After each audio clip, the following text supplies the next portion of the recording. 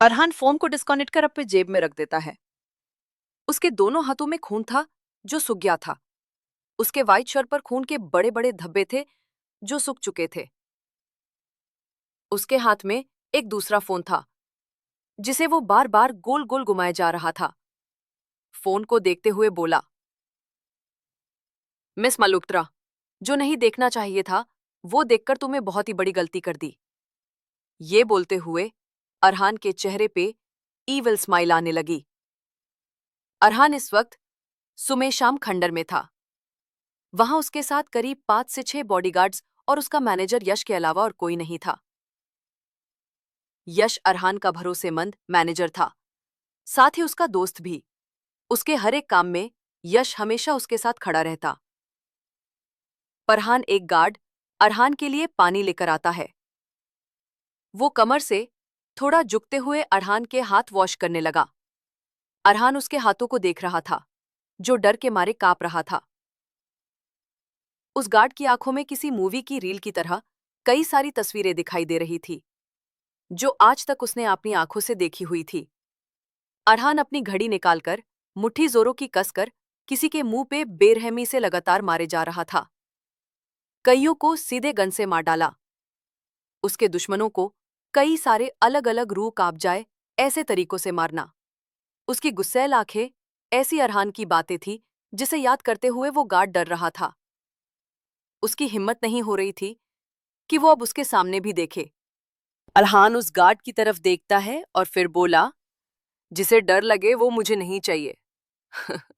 तुम खुद ब खुद निकलोगे या फिर मैं इस दुनिया से निकला दूं। अरहान की गुस्सैल नजरों से वो गार्ड उसकी तरफ आंखें मिलाने की भी हिम्मत नहीं कर पा रहा था। उसे पता था कि उसे क्या करना है।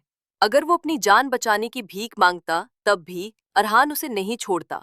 तो उसने सीधे अपनी गन निकाली और माथे पे तान दी और ट्रिगर दबा दिया। वो आदमी धड़ से जमीन पर गिर गया। अरहान अपनी शर्ट निकालते स्mirk करते हुए बोला, बेवकूफ। यश की आंखें बंद हो गई। वो भी मन ही मन बोला, इडियट, निकलने को कहा था। सभी गार्ड्स को अंदर ही अंदर डर तो लगा था, पर किसी ने भी जताने की हिम्मत नहीं की। वो सभी वैसे के वैसे विश्राम पोजीशन में खड़े रहे। उनके माथे पे सिर्फ एक सिकंद थी जिसे वो तुरंत हटा लेते। यक में अरहान के लिए कपड़े लेकर आता है और अरहान को दे देता है। अरहान कपड़े बदलकर कार की ओर बढ़ता है। एक बॉडीगार्ड उसके लिए दरवाजा खुलते हुए रिस्पेक्ट से सिर झुकाता है और अरहान कार में बैठ जाता है। अरहान यश को रियरव्यू मिरर से देखता है, तभी यश की नजर मिरर पर गिरी। यश मिरर से उसकी ओर देखते हुए आईपैड अरहान की ओर देता है, जिसमें एक लड़की का डेटा था। यश ने कहा, उसका पूरा नाम वामिका मल्होत्रा है। उसकी उम्र 24 साल है। ये अभी अभी ही यहाँ पर शिफ्ट हुई है। उसने आज ही सन लॉ फर्म से रिजाइन किया और आज दोपहर को उसका इंटरव्यू हमारी ही लॉ फर्म में है। उसके पेरेंट्स के बारे में ज्यादा कुछ पता नहीं चल पाया। अभी तो वो एक फ्लैट में अपनी 2 दोस्तों के साथ रुकी हुई है। यश थोड़ा सोचते हुए बोला, वैसे तुम्हें अचानक इसमें इतना इंटरेस्ट क्यों है? सॉरी, पर इफ यू डोंट माइंड। उतने में ही रेड सिग्नल होने की वजह से कार रुक जाती है। अरहान विंडो की तरफ देख बिना किसी भाव से बोला, किडनैपर। आखिर उसे भी पता चला कि अरहान शेखावत क्या कर सकता है। यश ने सिर हिला दिया और मन ही मन बोला, पता था मेरे सवालों का कभी ये जवाब देता नहीं है। तो भी तू गधा, बेवकूफ, उल्लू का पट्ठा बार बार सवाल पूछ लेता है। अरहान ने कुछ सोचते हुए कहा,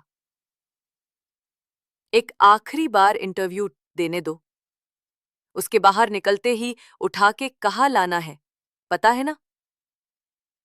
अरहान बिना किसी भाव से कहने लगा। यश ने हाँ सिर हिला दिया और ड्राइव करने में ध्यान देने लगा। ही देर में उनकी कार एवीआर विला के सामने रुक गई। एक बॉडीगार्ड आया और तुरंत दरवाजा खोल दिया। सबके चेहरे पे डर साफ दिख रहा था, लेकिन कोई जता नहीं रहा था। अरहान अपने लंबे कदमों से घर के अंदर दाखिल हुआ। बिना किसी को मिले वो सीधे अपने कमरे में चला गया। लगता है जरूर कोई मरा है, इसलिए भाई सीधे हमें बिना मिले चले गए। विहान ऊपर की तरफ देखते हुए बोला। रेहान ने ना में सिर हिला दिया। अरहान अपने कमरे का दरवाजा खोल सीधे नहाने चला गया। थोड़ी ही देर में वो नहा के बाहर आ गया। उसने सिर्फ अपने शरीर पर टुवल पहन रखा था। उसके सीने पे गोली के घाव के निशान थे। बाजुओं पर गोली छूकर निकल जाती वैसा निशान था। पेट पर चाकू के घाव के निशान थे। लेकिन तब भी उसकी चेस्ट इतनी अट्रैक्टिव थी कि किसी की अगर उस पर नजर पड़ जाए तो बस, अरहान को नहीं पर उसकी चेस्ट, उसके 6 एब्स को ही देखता रहे। वो कबर्ड से कपड़े निकलाते हुए पहन रहा था कि उसकी नजर एक तस्वीर पर गिरती है जिसे वो कुछ सेकंड बस देखता रहता है। उसे रखने के बाद वो कपड़े बदल देता है। New truth channel. शयानिया अपना सर पकड़े काम कर रही थी। बाकी के स्टाफ त्रिपाठीज की मौत की खबर कवर में लगे हुए थे। शानिया अपने डेस्क पर बैठी थी और कंप्यूटर से लाइव न्यूज देख रही थी, जिनमें कई सारे बड़े बड़े बिजनेस टाइकून त्रिपाठीज को श्रद्धांजलि देने आए हुए थे। ये देखो कितने हरामखोर निक्कमे हैं कि लाश देखने भागे चले आ रहे हैं। सारे के सारे 2 नंबरी है। अच्छा ही हुआ कि वो साला अनिल त्रिपाठी मारा गया, लेकिन उसमें उसके बीवी बच्चों की क्या गलती थी? वो तो बेचारे खाम खा मारे गए। है महादेव, इस पापी को माफ कर नर्क में भेज देना। फिर वो खुद का सिर झटका जैसे उसे कुछ याद आया हो। वैसे त्रिपाठी का दुश्मन तो सिर्फ एक ही है और वो शेखावत है। जरूर उन्होंने ही मारा होगा। उसने चंपू की तरफ देखा। हे चंपू, जरा इधर आना, सानिया ने पुकारते हुए कहा। चंपू, उसका नाम चमन है। वो बहुत ही भोला भाला गाय जैसा इंसान है। उसकी आंखों में बाबूराव के तरह ये बड़े बड़े चश्मे लगे हुए हैं। उसके बाल हमेशा तेल से चिपके हुए होते हैं, इसलिए सानिया उसे चंपू बुलाया करती है। लेकिन ये नाम पूरी ऑफिस में सिर्फ सानिया ही बुला सकती है। अगर किसी और स्टाफ ने इसे चंपू बुला दिया और सानिया ने सुन लिया, तो अगले ही पल वो इंसान जीते जी नर्क की यात्रा करके आएगा। इसलिए कोई भी उसे चंपू नहीं बुलाता। चंपू सानिया के पास आके बैठ गया। उसने अपने चश्मे नाक से थोड़ा ऊपर उठाया और सानिया को उलझन में देखने लगा। सानिया ने कहा, तू बैठ क्यों गया? चल, जल्दी हमें पुलिस स्टेशन जाना होगा। वहीं से हमें कुछ मसालेदार न्यूज मिल जाएगी।